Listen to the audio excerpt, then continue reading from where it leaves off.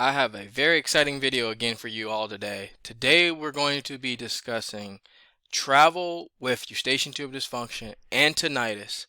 And a lot of you are also dealing with TMJ, but that's going to be a separate discussion. But for now, we're going to talk about traveling with this condition. I see a lot of messages come through, and I want to try to always address it, and ease your nerves a little bit before these trips that you're going to go on. I mean, it's already bad enough that when you are preparing to go out of town or you're preparing a trip, it's challenging already enough to prepare that. Now you have a condition that it's not really making you not want to go, but you're a little bit skeptical if you're going to be okay, if you're going to be well enough to manage the long travel times and the being in the air with the pressurized cabins and things like that. So this video is to give you my example of how I went through all of that. And I'm going to give you different forms of travel because a lot of you are doing different types of traveling. Some of you are traveling by car. Some of you are traveling by plane. Some of you are traveling cruise ships. You're going around, maybe taking a cruise somewhere. So I want to ease everybody's mind about this. This question comes up quite a bit. Most of the questions is about flight because obviously when you're on the flight, it's a done deal. Once you're on that plane and it takes off, there is nothing else you can do. So this video is going to really ease your mind, ease your thoughts about it all. When I was struggling with this condition, I did fly quite a bit as well, and I actually went searching for a video like this, and I couldn't really find one that really resonated with me, that made me feel confident. I just took the flight, and said, well, I didn't see anything that kind of calmed my nerves, so I'm just going to do it and see what happens. My first flight with the condition, I went to, I want to say I went to Chicago, and for me, where I'm located, that took about 4 to 5 hours or so.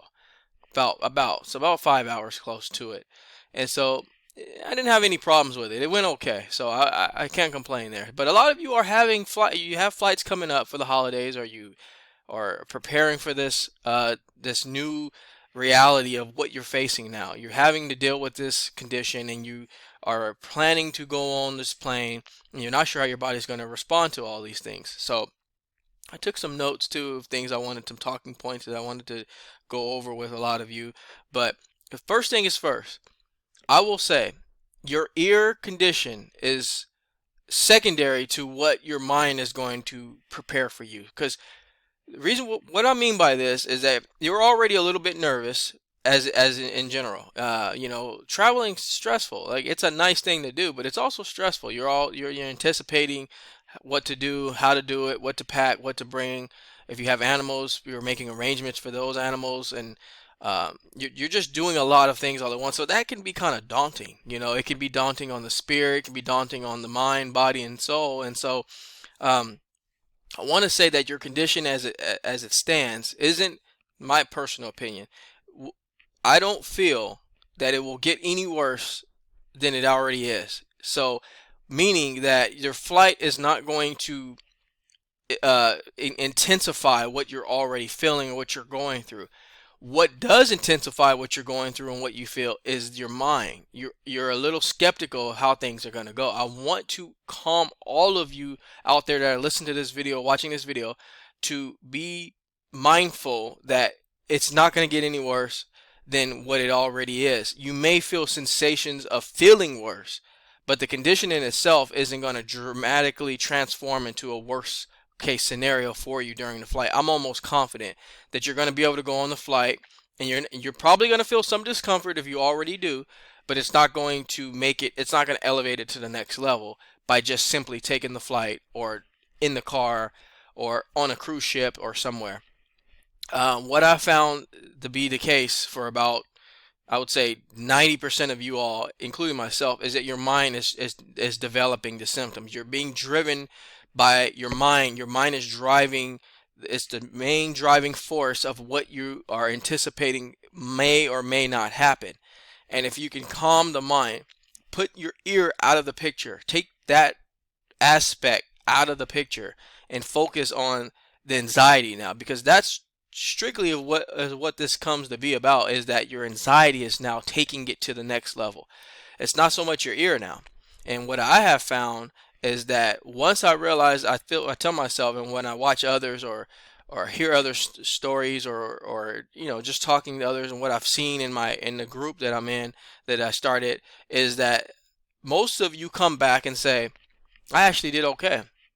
I did fine. I took this. I took my earplugs. I listened to music, watched the videos, or whatever, and you feel fine. So if you're watching this video and you're thinking, "Man, I don't know how I'm gonna do. I don't know how I'm gonna feel," just keep in mind that I would say 90% of people come back from I'm focusing more on flight because that seems to be more of the apprehension for a lot of you out there, more so than a car, because a car you can always get out, you can pull over, you can stop, stop at the rest stop or whatever. So the flight's a little bit different. It's out of your control. It's out of your reach. Once you're in, you're in. So I am going to address each one of these travel um, ways, destinations, and ways that you can go different places. But I do want to kind of really focus on flight and travel right now because that's usually the case. But if you're watching the video and you haven't seen any of my other videos, you just stumbled across this one. Most of the people that I see in my group and other groups is they feel fine when they come back. They still have the condition, unfortunately, but it didn't get worse. It didn't. They didn't have an episode on the plane. You can rest assured that you probably won't have an episode on the plane. Depending on how far you go and where you go, of course, determines a lot of factors. But most likely, if you didn't have an episode prior to getting on the flight or prior to it coming, you're most likely not going to. Now, I took an 11 and a half hour flight just last month, and I was perfectly fine, other than boredom and just trying to find some leg space. But other than that, my ears were fine. I know I'm on the healed perspective now, so I'm not comparing that to where you are now. But I was once where you were or where you are now. I was once there, and I could tell you I didn't have any problems with flights at all. You have your normal sensations. You might have the clogging feeling that you have as you're starting to slowly come down in elevation, and slowly as you go up in elevation you tend to get a little discomfort, maybe a little bit of, oh, I need to pop my ears, oh, I need to chew more gum, something to get these ears to pop. But you're not going to, I think a lot of you are nervous that you're going to have an episode or some kind of traumatic experience where you're going to be stuck and everyone's going to be looking at you and everyone's going to say, hey, you need something, or you're going to feel like you need to escape the plane. I don't think any of that's going to happen. I'm almost sure none of that's going to happen. What's going to happen is what I just stated. You're probably going to have discomfort, but it's manageable discomfort to where you recognize it's there. You see that, when I get down from this plane, I get down on the ground, I'm going to have to probably drink some water, pop my ears, do my normal stuff, but you're not going to have a traumatic experience on the plane. I can almost guarantee that. I wish I could guarantee it, but I'm going to say I'm going to go ahead and rest assured that you're going to be fine with the flight. It's when you get home and and you get settled, you can kind of address more things you need to do and implement into this healing process. But overall, I'm going to say you're going to be just fine. A lot of you are looking at the factor of being stuck. You're kind of focusing on that stuck aspect. I can't go anywhere if I need something, or I can't tell the pilot to land this plane when I need to get. You don't even need to go there. You don't need to think about that. I have taken many flights with this condition, and I've had more problems on the ground than I had in the air. So if you're having issues, most likely just on the ground, the flight's not going to make that big of a difference. And that's coming from someone that struggled for 3 years. And um, I did a lot of did a lot of research prior to these flights too. I didn't just go blindside and say, "Oh, I'm gonna be fine," and get on there and get. But you have to just go through the experience. You have to just do it. And of course, if you're at a point where you're at a level of severity and you already know that, and you've been diagnosed with let's say ear infections and things, something in elevated nature, then of course if it just so happens on the flight you knew you were already going into the situation severe. But if you are just like me, where it's just a nuisance, it's there, it's not going away, you're kind of just like, this is bothering me, but I can still work, I can still exercise, I can still do normal activity, but you just don't feel comfortable, that's okay. That's all right. You're still in the process, and that process will get better in time. But just, give yourself time to get to that point. But we got the flight part out of the way. The flight's gonna be fine, so do not worry about that. Car rides are a little bit different. Um, I didn't have a lot of issues. More so when I had issues was when I was going into the mountains with my car. Of course, again, this elevation's a factor. It has a lot to do with how you feel, how you think. But that was really, it wasn't, the anxiety with that isn't as bad because you kind of control a little bit more. You could tell either if you're the driver or you're not the driver. You can kind of, persuade where you're going, kind of. But the car ride wasn't too bad. And I want to tell you, a couple of things. I'm going to mention a couple of products. Some of these products are natural, some of them are not. So I'm going to give you both perspective. I'm going to give you both destinations as you want to put this fit. But some of these products are not natural, and some of them will be. So one of the things I wanted to keep in track of, I did have something called a Vapo Inhaler. I'm writing this down because this was years ago that I had this condition now, thankfully. But I'm gonna also put this all on the screen too. I'm gonna also put this in the description. So just kind of bear with me. I'm gonna talk a little bit about it, the product. It's made by Vicks. It's basically a tube that you can inhale. And it kind of opens up the sinuses, and it's got like that very strong kind of, if a lot of you have had mineral ice, it's a product where it's like almost like icy hot. It has that very strong aroma to it, that's supposed to, like menthol, it's supposed to kind of open those sinuses up a little bit. I took that with me as kind of like a security blanket. If I started to get a little, again, I'm going to talk a little bit of why I used it, but I used that Vapo Inhaler, and it's not like actual, if some of you have never even heard of this before, it's not actual liquid or anything. It's not a nasal spray. It's not anything that goes in your nose and you gotta get tissues and things like that. It's basically a stick. It's a hardened stick that's like menthol. It's like, again, it's like, it kind of smells like icy hot, and you put it up to your nose and you just inhale that way. That helped me a lot, actually. From a non-natural perspective, it really helped me to be able to inhale my nose. And again, this was because, I'm going to give you the kicker of why I use this. This was for anxiety purposes only. This is not something that you should do all the time, of course, but this was for the anxiety. Because again, when you have anxiety and you start getting the elevated heart rate, you start getting the blood pressure starts to go up, and you start getting the narrowing of the sinuses. Once that starts to happen, your breath starts to increase. The narrowing of the sinuses increases, and then as your breath starts to increase, your mind starts getting the oxygen levels in your mind aren't getting the blood, the adequate oxygen that it needs to think clearly. So basically, as you start to get congested and you're not getting good breaths, the oxygen level starts taking a hit. You start thinking the worst, pretty much. I needed something to kind of open those nasal passages up. I needed to open my nasal passages up.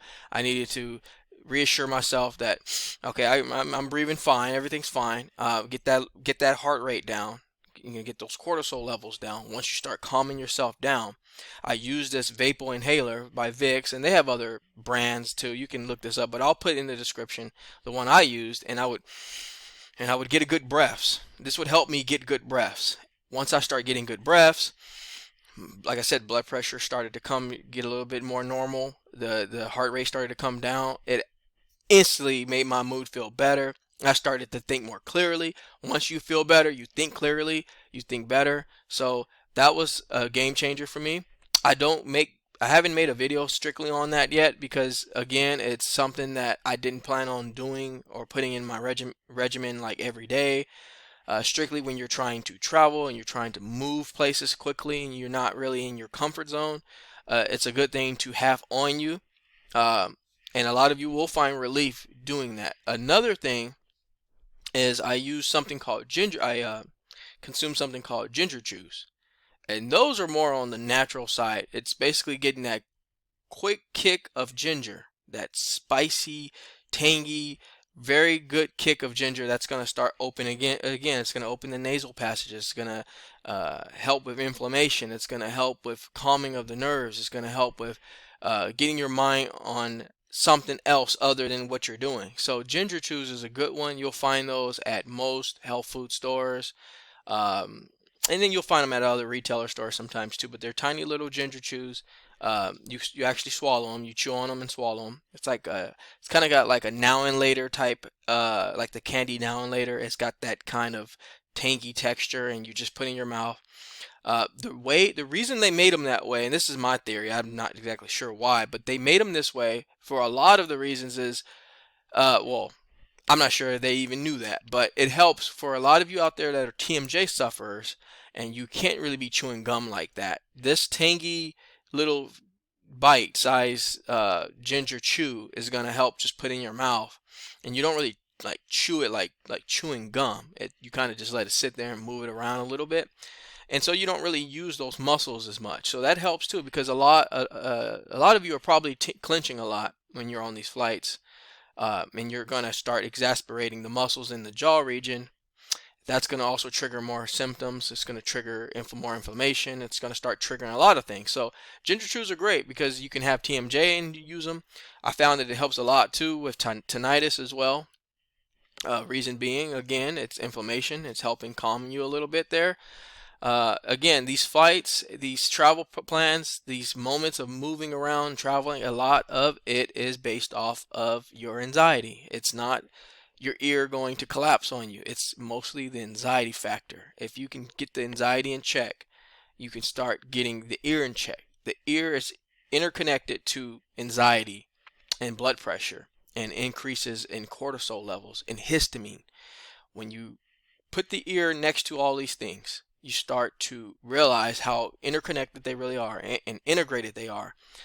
As the level of the cortisol levels, the chemicals, the histamines go up, you realize the level and the nature of your ear goes down. You start checking this side will balance itself out. So ginger chews are great as well with balance issues too. It's good for vertigo if you're you're going through turbulence. I found that eating the ginger chews during the flight really help with like turbulence, side effects, the woozy feeling and all of that. So, this helps again with car rides as well. So if you're in a car and you're doing a lot of this and a lot of that, ginger chews is good for that. So I would bring the Nasel Inhaler with your ginger chews with you. Now, disclaimer, I'm not a medical physician, never claimed to be one, don't want to be one. Hats off to those that are one, but I will say this, I am not going to tell you to take any medications, ever.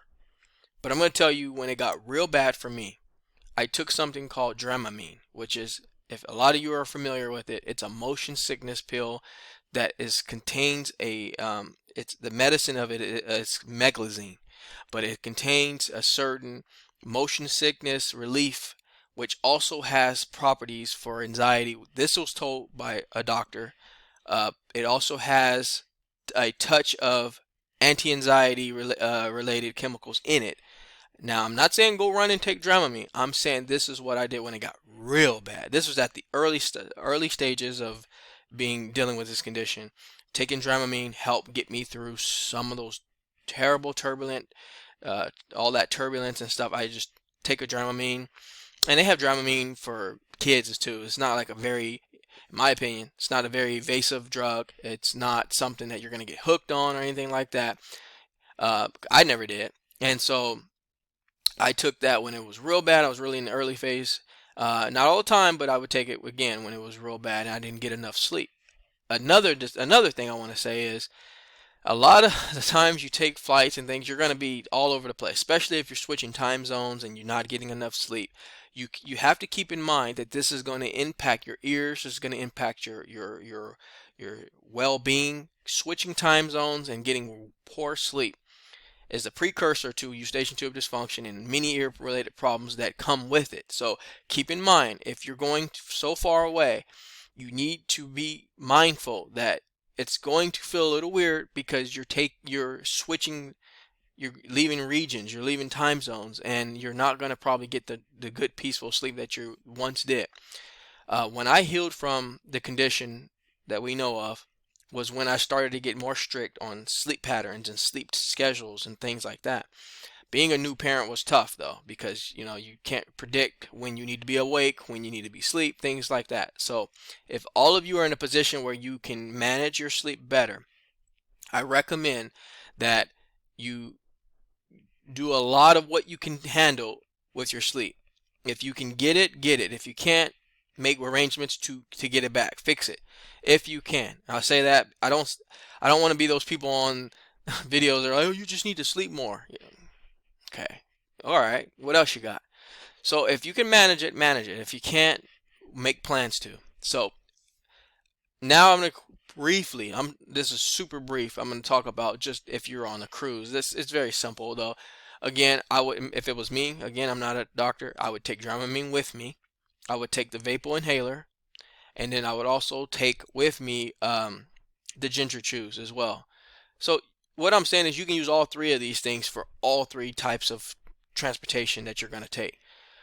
In terms of food, this is my little trick that I would do in the car ride, because in planes it's a little hard to pack food and things like that. You can, but it's a little challenging to have all that stuff with you. You can only put so much in a carry-on bag. One thing that I found that was one food that I took on car rides and boat, when if I did need to go on the boat, which I only did a couple times, is I ate carrots. And now this might not be the best food to take if you're struggling with TMJ. I always have to kind of segregate different conditions, because different you all are dealing with different things at different times and things like that. But if you aren't having any TMJ problems and you can chew normally, carrots are super helpful in terms of getting that blood flow. And what I found that I was a little bit nervous, so I would take the carrot and eat it, and you're kind of eating like when you're nervous. I don't know how a lot of you are, but you need something to keep yourself going. And carrots don't really fill you up. It doesn't make you feel bloated or full or heavy, but you're getting all this, the vitamin A. You're getting all these vitamins and nutrients. It's going to start increasing your oxygen levels, because you're increasing your blood circulation. You're increasing your blood pressure. You are improving your blood pressure and lowering your blood pressure. And what I would do is I ate carrots, like baby carrots, little organic baby carrots. I would take them and I just eat on them as I'm driving, and just eat on a bunch of baby carrots. By the time I got to my destination, I don't know what it is, what exactly all is in it is to be sometimes, but I felt amazing. I felt like, wow, that's like a detoxification. Just eating carrots, seriously. I mean, I know it sounds like, oh, that's basic, that's elementary school and things like that, but I would just eat. By the time I got to where I needed to go, I was halfway through because I would buy a good sized bag of carrots. You can buy them anywhere, organic, preferably. And I would get the little baby ones, because you could just eat them easily. You don't have to chop them up or anything. And I would just eat the carrots as I'm driving. And by the time I got to where I needed to be, 3-4 hours later, I was like, I just feel healthier. Try it. I mean, it seems basic, but try it. Take a bag of carrots and go on a trip. Regardless if you're driving or not driving. I would be driving 98% of the time, and I would just sit there, put my carrots in my little cup holder, and I would just go at it. Again, I would feel great. So these are little tricks that I did. This would get my mind off of what I'm doing. Eating the carrot it's almost like a truck driver that eating sunflower seeds, or a bus driver eating sunflower seeds. It distracts the mind, the anxiety from what you're doing. Doesn't distract you from being safe. It distracts you from your thoughts of what is wrong. By distracting the brain by eating carrots, like a driver and sunflower seeds, it made me feel more focused on the nutrients that I'm getting right now and what I'm actually doing, and at the same time healing myself by eating carrots. Carrots are phenomenal. I would say carrots are on the top 10 list of healthiest foods in the world. And so if you're in the position where you're like, I got to drive all the way over here, eat something that won't. I say carrots, that was my thing. but you might have another trick of something. Seeds didn't work for me. I didn't like all the seeds in the car, the shells of it going all over the place, my fingers getting all wet from taking them out of my mouth, and it's just a lot. So when you are going somewhere and you're feeling that apprehension, you're feeling that I feel all right, but I feel a little nervous, but I feel a little weird too. I'm telling you, you have to do things, and that was my trick, eating baby carrots. It was the greatest discovery that I ever had, because it didn't make me feel bloated. It's not full of sugar. It kept me up. Something about biting into that crispy carrot kind of opens it almost stimulates the mind. It stimulates the mind to stay focused and recharged and ready to go. So try it. Just try it. Go somewhere that you need to drive an hour for, maybe, or two. Take a little bag of carrots, a little baby carrots, organic baby carrots, put it in your cup holder or somewhere close by so it doesn't distract you while you're driving, of course, and just eat on the carrots. If you like carrots, of course, if you don't like them, it's a horrible experience for you probably, but yeah, do that. By the time I got to where I needed to be, I was probably 30 carrots in, and I felt phenomenal. So these are some things that I wanted to express to all of you today. Little tactics, little tricks, and again, I left obvious things out like hydration. You need to always stay hydrated. I personally would spice my water up a little bit. I'd put lemon in water. Nothing complicated. Just a little lemon. Put it in your water. Spice it up a little bit. Get your hydration going. Balance those pH levels out. So a little lemon water or plain water suffices enough. And so do that. And when you take your flight, keep in mind with what I'm telling you here today.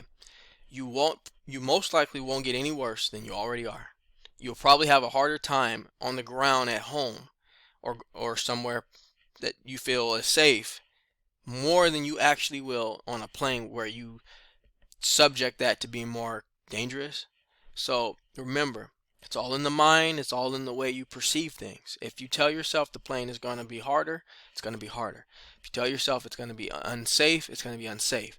Tell yourself you're going to be fine. You're going to get on that ground. You're going to get to your baggage claim. You're going to grab your stuff. You're going to go to your hotel. You're going to go to your family's house. You're going to drive to their house. Whatever. You're going to be fine. Okay? Take the few little things. I'm not going to give you a video of a top 10 today or a top 20. This is overwhelming. I'm going to give you 3 or 4 things to do that can be easily done in less than an hour somewhere, or you can go buy them or go think about which ones are going to be best for you. And then take your flight and remember what I said. Even play this video if you have data or you could find data. Find this video, play it during your plane ride, and I could tell you right now, I've seen 98% good results from many of you, including myself. So try to calm the mind. The mind will run off from you quick if you let it. Don't let it run away. Don't let it start perceiving things that are not true. That's what anxiety is. It's about perceiving the things that are not even a factor. And so do those things. Okay, recap. Nasal Inhaler, ginger chews, carrots if you're on the car, or if you are able to put them in your carry-on, put them in your carry-on. And did I say what? Nasal Inhaler, ginger chews, carrots, and I know I'm probably missing something, right? And then of course you want to stay hydrated. So yeah, I hope this video was very helpful for all of you. If it was, take time to subscribe to the channel. I try to bring content pretty often, and I try to keep you all informed of what's to happen, what's to come. I'm going to try to be more personable, come in the camera, express things, help you out. If you have any topics that I didn't cover here today or haven't covered yet or should be covering, put them in the comments for me. I would love to read them. Put them into I have like a notepad of all the topics I want to go over, and this is just the start of more to come in this year. So alright everybody, take care, and I will talk to you very soon.